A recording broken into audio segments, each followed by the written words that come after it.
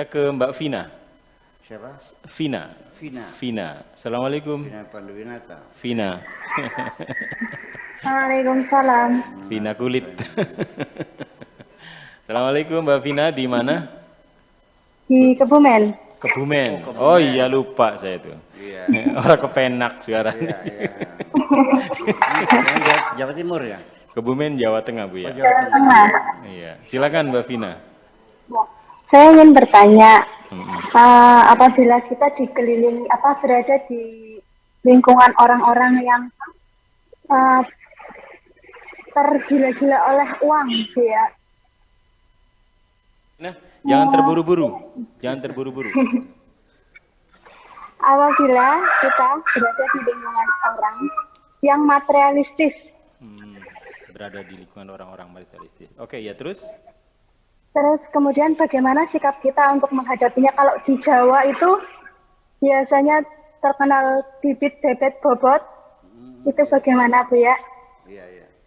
Ya. Kemudian yang kedua, saya ingin bertanya, pada waktu itu saya pernah dibawa kepada orang pintar. Orang itu melihat karakter orang itu dari foto, apakah itu termasuk kiai atau itu dukun, Bu ya? Iya, iya. Terima kasih, Bu ya. Vina ini ada-ada saja. Oke. Ya. Assalamualaikum warahmatullahi wabarakatuh. Dua hal pertanyaan. Yang pertama tentang kalau kita berada dalam kondisi berada di orang-orang materialistis, misalnya perjodohan melihat dengan babat bebet bobot segala macam, itu Buya gimana gitu.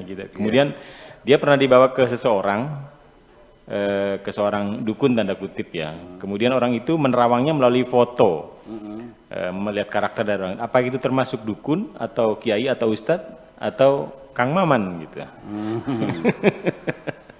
Iya.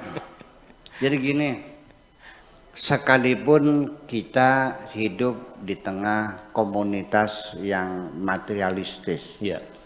tidak mesti Anda harus menjadi materialistis. Iya.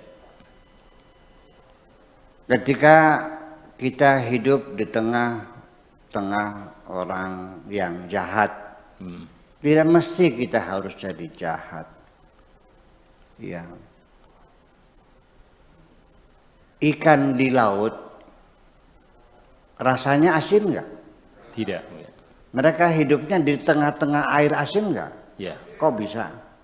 Kenapa Anda nggak bisa? Itu aja persoalannya. Ya, tetapi ya jelas pasti dengan perjuangan yang panjang ya. Bagaimana kita bisa menghindarkan diri tidak terpengaruh oleh lingkungan semacam itu. Kemudian masalah apa itu? Masalah tentang menerawang Bibit bebet segala macam itu kan adalah standarnya. Ya. Kita mau menikah itu kan juga mesti secara syariat bagaimanapun jangan mengklaim Anda sudah hakikat, makrifat, tarekat, syariat aja dulu. Ya, untuk masuk ke wilayah itu kan kita harus melewati syariat juga. Karena syariat kan pintu gerbang untuk masuk ke dalam hakikat. Ya kalau mau masuk ke rumah ya harus lewat pintu dong. Lewat jendela boleh nggak? Bisa nggak masuk lewat jendela? Namanya apa? Jadi kalau kita tidak menggunakan syariat ya namanya maling dong. Ya pakai syariat aja. Secara syariat itu sudah ditegaskan. Ada beberapa kriteria alternatif yang menjadi pilihan kita. Di jamaliha, wali maliha, wali nasabiha, wali hasabiha, wali diniha, fafuz bidati din, taribat yadak. Karena cantiknya, karena kayanya, karena jabatannya, karena keturunannya, karena agamanya, pilihlah yang beragama, hidupmu akan tenang. Taribat itu selakap, yadaka kedua tanganmu. Artinya nggak perlu tudang tuding, sudah enak berjalan lancar semuanya kalau beragama.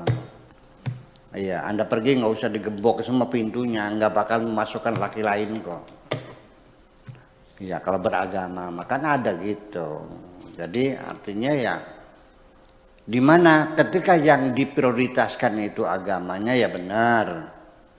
Kalau yang diprioritaskan itu hartanya, yaitu namanya materialistis. Kalau yang diprioritaskan itu ada lagi turunan. Ini ada orang salah paham ya. Turunan itu turunan kiai yang terhanya bangsawan. Turunan itu bukan turunan kebangsawanan, bukan. Keturunan itu kesehatan yang tidak membawa turunan penyakit. Iya. Orang tuanya banyak yang sakit jiwa. Nurun tuh. Ya udah, Anda hindari jasa. Ini ibunya gila, kayak neneknya gila, yuyutnya gila. Ya udah, Anda silakan, kalau mau silakan aja, siap-siap. Bapaknya pakai kacamata, ibunya pakai kacamata, anak-anaknya pakai helm. Iya, diabetes kan gitu, menurun. Itu maksudnya ya. Nih bapaknya kanker, pamannya kanker, kakeknya kanker semuanya. Ya siap-siap aja. Jadi bukan anaknya kiai, bapak tuanya kiai, bukan itu turunan itu. Ini koreksi saya. Mohon Anda renungnya aja dulu dah. Ya kan begitu, itu benar. Jadi bobot bebet bibit ya betul menjadi pertimbangan-pertimbangan. Artinya berdasarkan skala prioritas mana yang diutamakan dulu. Masalah kecantikan, nah ini saya menebak semua laki-laki skala prioritasnya kecantikan. Bagian nguyune bareng ngadega. biar kencing yang berdiri juga nggak ada masalah, yang penting cantik lah. Iya kan, sekalipun tidak berpendidikan, uneducated, buta huruf nggak ada masalah, gampang diajarin dah, yang penting cantik. Kalau bodoh kan bisa diajarin, kalau jelek kan nggak bisa dibikin cantik tuh. Jujur, iya kan semacam itu. Kenapa? Daya tariknya luar biasa, kecantikan tuh luar biasa. Kalau agama mah tidak menarik kok. Iya, perempuannya jelek, sholatnya rajin, puasa. Seneng nggak kamu? Ada seneng melihat sholatnya orang? Enggak kan? Itu jujur. Nah ini persoalannya. Oke, jadi itu. Kemudian ketika dukun melihat foto lalu menebak kepribadiannya, wataknya, hobinya, itu mah bukan kiai, bukan dukun, itu mah psikolog aja, kajian-kajian psikologi. Karena bagaimanapun juga bentuk, rupa dan makna, gambar dan arti itu saling berkaitan. Orang yang bibirnya tebal dan doer, sengklek gitu bibirnya, itu tukang rerasan, tukang mengupat orang. Kalau orang bibirnya tipis, itu kalau ngomong nyelekit.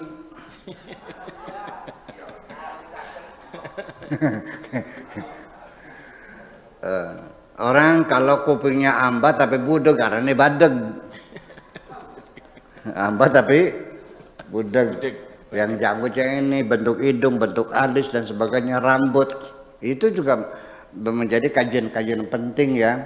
Dan saya juga pernah belajar gitu tuh.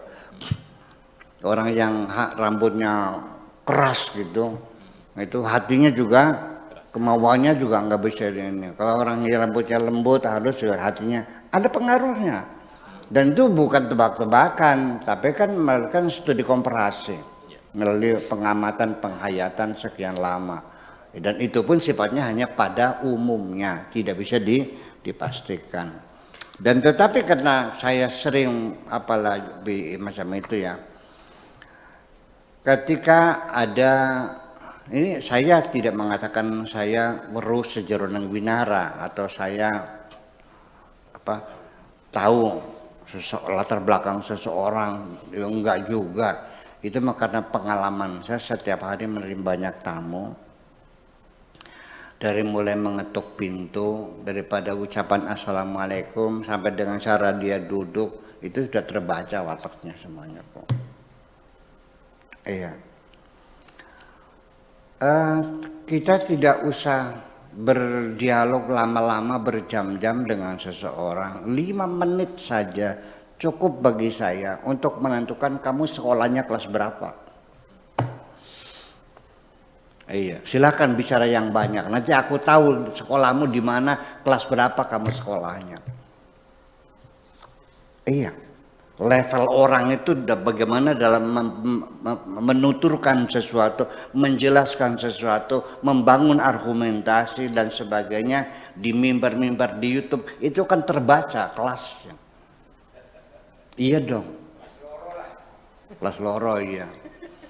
Begitu tamu itu datang pada saya, Bu, katanya jam 10 datangnya, kan jam 12 baru datang, saya tunggu-tungguin kemana dulu. Anu Pak Kiai, saya tadi tuh ke Kesmas dulu. Oh, ke Kesmas. Terus ada apa Kesmas? Siapa yang sakit? Anak saya sakit. Sakit apa Bu? Nggak tahu, kata dokternya katanya suruh dikoperasi. Gitu jawabannya tuh. Tadi paginya janji jam 10 mau ke sini, datangnya jam 12 karena dia dari Kesmas. Anaknya sakit, kata dokternya harus dikoperasi. Saya mau nanya, kelas berapa sekolahnya? Men? Kelas 2. Kelas 2 SD. Iya kan begitu. Enggak mungkin S3. Mungkin enggak S2. Iya. Cara duduknya, kuda pakai roknya cingkrang, duduknya sila lagi. Dari kelas masyarakat kelas apa tuh? Dari pesantren? Dari perguruan tinggi? Pakai roknya pendek, duduknya sila lagi di depan saya. Perilaku, cara berbicara, cara memandang, cara mimik, cara menunjuk, itu semuanya menunjukkan kepribadian. Iya, makanya jadi saya mah ketika banyak orang bicara panjang lebar menilai orang, ya saya mah biarin aja dia lagi menelanjangi dirinya sendiri. Iya kan, sedang mempertunjukkan kepribadiannya sendiri. Ya sudah silakan aja. Iya, tugas saya tidak lebih, saya harus menghormati siapapun. Catat baik-baik. Apalagi Anda yang hormat kepada saya, pasti Anda saya hormati juga. Kepada orang yang mencaci maki diri saya, tetap saya hormati. Apa salahnya saya hormat kepada orang lain? Terima kasih itu aja. Ya.